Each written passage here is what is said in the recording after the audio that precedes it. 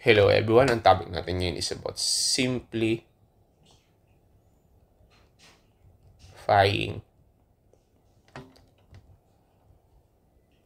parallel circuit.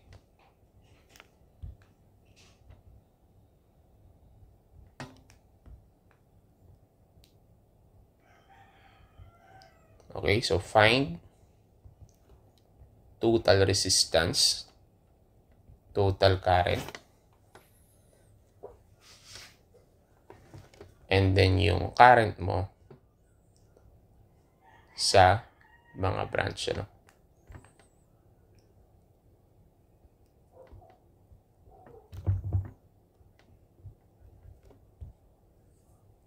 Okay? So, for example tayo ulit ng ating circuit. Okay, so pag sinabi nating parallel circuit, connected siya, no? Directly connected across yung 2 points ng resistor mo ay directly connected dun sa source or yung sa applied.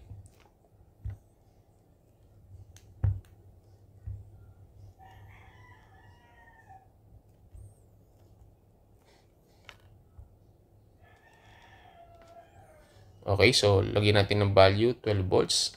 Tapos sa R1 natin, lagyan natin ng 1 ohm. Sa R2 natin, lagyan natin ng 2 ohms. R3 natin is 3 ohms ulit. Okay? So bago tayo magpatuloy, ito tatandaan niyo, yung total current natin, nasa main line yan. Yung mga current natin sa branch is nasa branch, no? Nasa branch line natin, no? Sa pinaka-branch part natin. Okay? So, let us solve the total resistance. Okay, so kapag parallel circuit, ang formula ng total resistance 1 over RT is equal to 1 over R1 plus 1 over R2 plus 1 over R3. Okay, so depende yan kung ilan yung nakakabit na resistor. Okay, so ito yung formula natin. Next is, kapag dinerive mo yan, ang magiging formula mo na ngayon is RT is equal to 1 over R1 plus 1 over R2 plus 1 over R3. Okay, so dito ang ipapakita ko is hanggang 3 lang kasi nga 3 lang yung example natin. Okay, so now meron tayo ulit na mga special case na formula, no? Kapag dalawa lang, ano? Kapag dalawa lang yung parallel na connected. So pag sinabing dalawa, ganyan lang. No? May special formula pag ganito. So R1 times R2 over R1 plus R2. Okay, so dito dalawa lang yung pinakakita. Kasi nga, special case kapag dalawa yung resistor na connected in parallel. Okay, so may isa pa. Kapag naman, depende sa dami, no, kahit gaano kadami namang resistor, basta pare-pareho ng value, ang formula nun is R over N. Okay, so halimbawa, meron kong ganyan, tapos ang dami, no? 1 million, 100 na ganyan na connected in parallel. Okay? So, tapos pero pare-pareho lang naman yung value, 1 ohm, 1 ohm, 1 ohm. No? Pero ang dami, so like for example, sabihin natin 100 na connected na yun, na resistor na connected in parallel. Pero, pare-pareho naman ang value. Okay, so may technique doon. Ganun lang kasimple. Kung ano yung value na pare-pareho, tapos ilan yung connected. Halimbawa, sinabi ko, 1 ohm yung value nyo, tapos connected siya, 100. So, 100 siya. So, ang total resistance mo is 1 over 100. Hindi mo na kailangang gamitin to kasi ito, pwede mo siyang gamitin, ano? Kung depende to sa kung ilan yung dami ng connected na resistor. Pero kung since pare-pareho naman ang value, ito na yung gamitin mo. Kaysa dito ka pa mag-compute, ang dami niyan. Mauubos ang oras mo. Okay, so kaya kailangan mas maganda, tandaan nyo rin yung mga special case formula natin para mas mapabilis ang pagsusolve. Okay, so para makasigurado kayo, i-apply natin For example, ganyan. Meron kang parallel na ganyan. Ito na lang. Okay, so dalawa, Mag-example muna tayo bago tayo mag-solve ng iba. Yung itong pinaka-example. Dalawa. Okay, so 1 ohm. Tapos ito ay 1 ohm, Okay, so anong total resistance yan?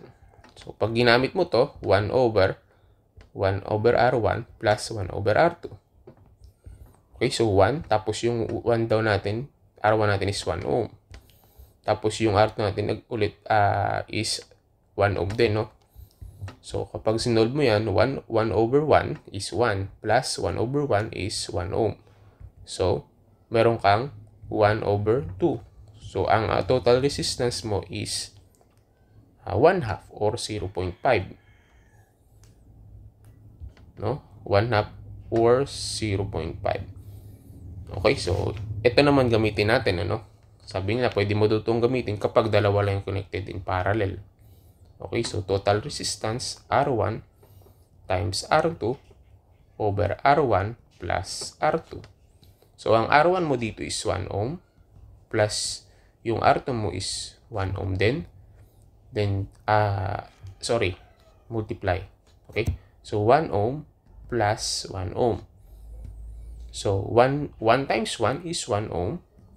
1 ohm plus 1 ohm is 2 ohms. So, okay, so lumalabas ng total resistance mo is 1/2 or 0.5 ohms. Okay, so tama.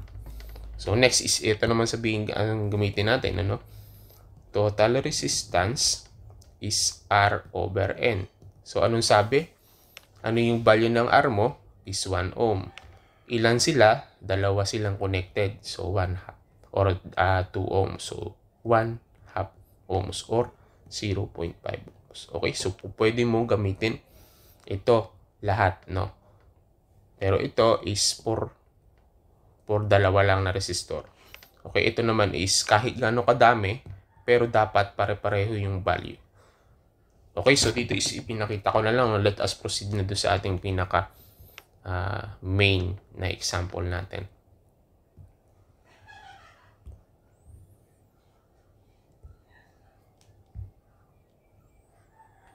Okay, so again sa total resistance natin is 1 over R1 plus 1 over R2 plus 1 over R3. Okay. So, 1 over R1 natin is 1 ohm. Ang R2 natin is 2 ohms. Ang R3 natin is 3 ohms. Okay, so 1 over 1 is 1 ohm plus 1 over 2 is simply 0.5 ohms plus 1 over R3 is simply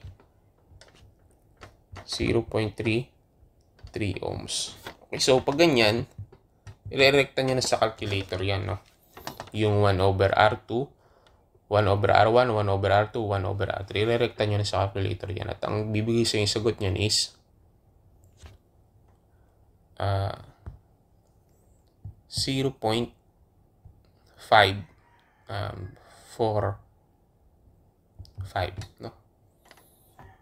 Yan ang iyong total resistance. So, pwede na natin gawing 0.55 ohms. Okay, so ito ang pinaka-total resistance mo. Okay, so next is total current, So, total current natin is, again, voltage total over total resistance. So, B is equal to I times R. I is equal to B over R. B is equal to, R is equal to V over I. Okay, so total voltage natin is 12 volts. Total resistance natin is 0.55. Okay, ang total current natin ito is 21.818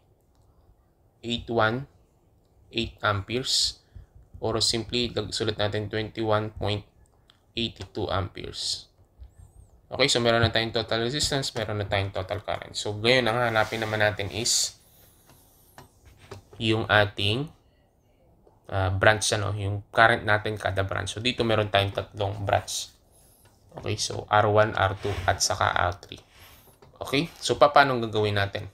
So current, ang hinahanap natin, ang formula is I is equal to B over R.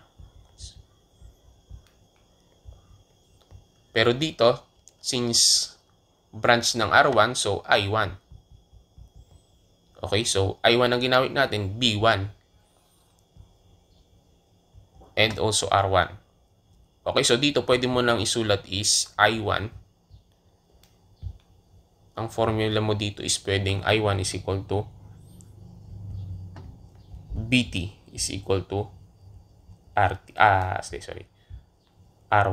Okay, so bakit BT yung ginamit ko? Kasi kapag parallel, ang equal naman sa kanya ay voltage. So, no? Unlike sa series, ang equal sa kanya ay current. So sa voltage, sa parallel, ang equal naman sa kanya ay voltage. Kaya yung ginawa ko na lang is total voltage. No? Okay? So ang total voltage mo dito is 12 volts. Ang R1 mo ay 1 ohm. Okay? So ang total current mo is 12 amperes. Okay? So next is yung iyong current mo sa I2. So again, BT ang gamitin natin. Tapos yung R2 mo. Okay? So sa iyong applied is 12 volts over yung R2 mo ay 2 ohms. Okay, 2 ohms. Okay, 12 over 2 is equivalent to 6.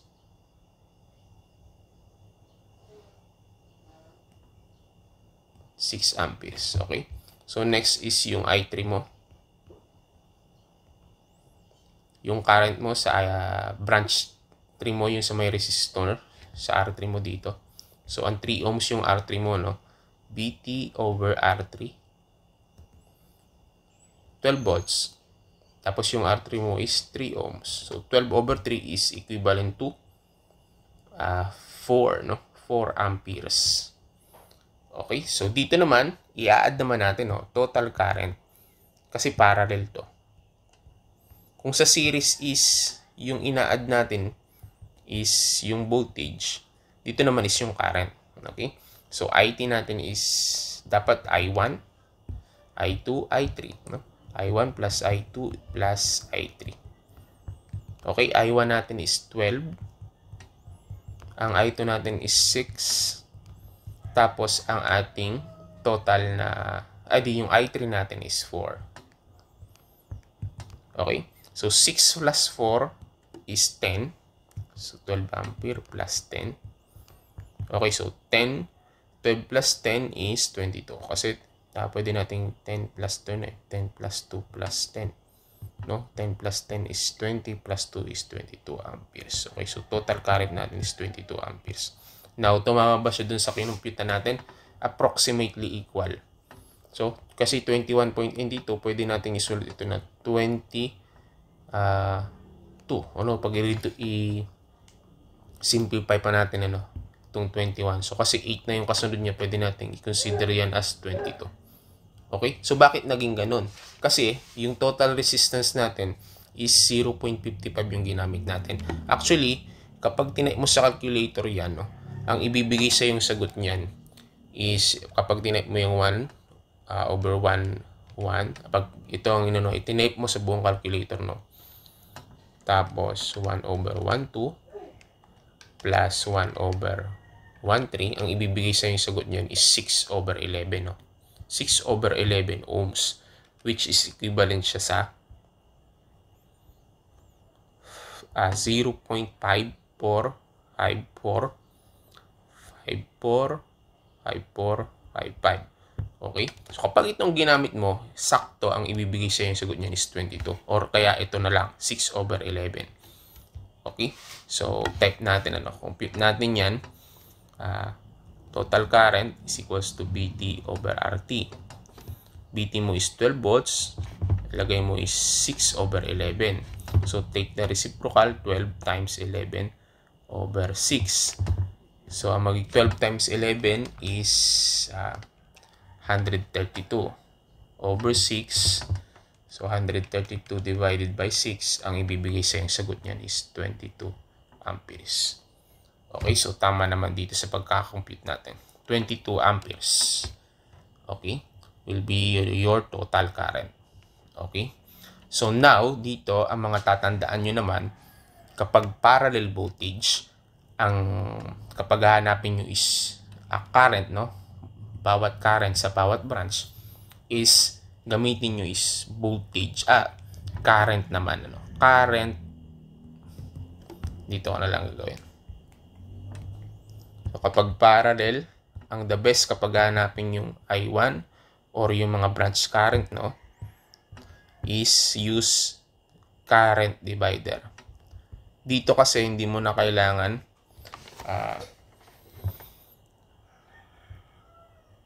isolve pa yung total resistance, you can directly use current divider, gamit yung R1, R2, R3. Okay, so may mga topic na rin ako niyan, for example, itong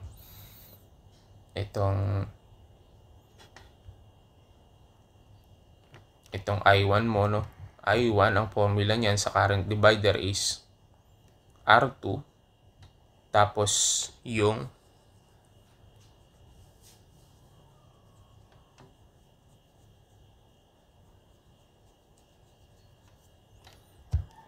sum nung dalawang resistor. Okay, so meron akong topic niya po pwedeng i-discuss. Actually, kasi kapag current divider, meron tayong rule na susundin kapag current divider. Okay, so again, kapag parallel is pwede mong gamitin is current divider. No? So be careful lang dito, sa paggamit nito, kasi yung ginamit natin ditong resistor is 3. Kapag current divider kasi 2 resistor ang rule, no? So magagamit mo yung current divider kapag dalawa yung resistor. No, dito kapag 3, magagamit mo pa rin naman. Gagawin mo lang is kukunin mo muna yung total resistance ng dalawa para maging dalawa na lang sila. Okay? So, sige nga, natin, bigyan ko kayo ng idea. Ito kasing parallel mo, itong 3 resistor mo na to. Pasensya na kayo sa drawing, Pag sinimplify mo to, ito R1, R2, R3. Pwede mong isimplify itong R2, R3 mo. So, magiging ganito na siya pag sinimplify mo. Yan. So, ito na yung R1 mo. Ito na ngayon yung R2 parallel R3. Okay, so meron ka na nga lang ngayon na dalawang resistor. Okay, so pwede nyo i-maximize, yung idea ng parallel circuit. Pwede mong i-simplify yan. Pwede mong i-apply. Okay, so dito is tinuro ko yung pinaka way niya, sa pagsisolve, pagsisimplify ng parallel circuit. Okay, so balik na tayo. Current divider kapag parallel, Now, next thing is, dito naman is, yung total resistance niya. Okay, so hindi ko nakalimutan ko sa series circuit, Sa series circuit, yung total resistance is, ang ibibigay sa yung sagot is kung ano yung may pinaka, mas mataas siya sa mas mataas na value ng resistor, 1 ohm plus 2 ohms plus 3 ohms. Ang sagot mo niyan is mas mataas sa pinakamataas na resistor na i-connected in series. Dito, ang pinakamataas mo is 3 ohms. So, ang sagot is mas mataas siya, sa 3 ohms yung sagot. So, 1 plus 2 is 3 plus 3 is 6 ohms. 1 plus 2, 3 plus 3 is 6 ohms. So, mas mataas itong 6 ohms sa pinakamataas mo na value dito sa 3 ohms. Okay, so ganun ang series circuit. Pagdating naman sa parallel circuit, yung total resistance mo is yun yung may pinaka lowest, lowest value sa pinaka mababa na branch, magka-connected na resistor in parallel, Ay, ibig sabihin, lowest value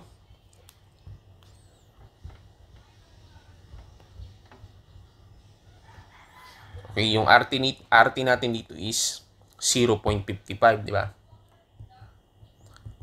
Okay, dito sa 0.55, mas mababa siya sa mas mababa na connected parallel. Okay, so dito ang pinakamababa natin is yung R1 kasi 1 ohm siya. So since ang pinakamababa natin dito is 1 ohm, so yung R1 natin is 1 ohm, 2 ohms para sa R2, 3 ohms para sa R3. So ang pinakamababa dito is 1 ohm, kaya kung mapapansin nyo, sinolve natin ito, no? Ang binigay sa yung sagot is yung total resistance natin. Siya yung pinakamababa, no? Pinaka-lowest siya na value sa pinakamababa dun sa i-connected in parallel, no? Basis sa example natin. So, pinakamababa is again is 1 ohm. Mas mababa yung dapat yung magkukuha mong total resistance, no? Kapag pinagsama-sama mo yung R1, R2 at saka R3. Kaya kung papasin yung 0.55. 0.55 is mas mababa sa 1. Okay? So, yun yung rule na tatandaan ninyo kapag parallel circuit. Now, sa current naman,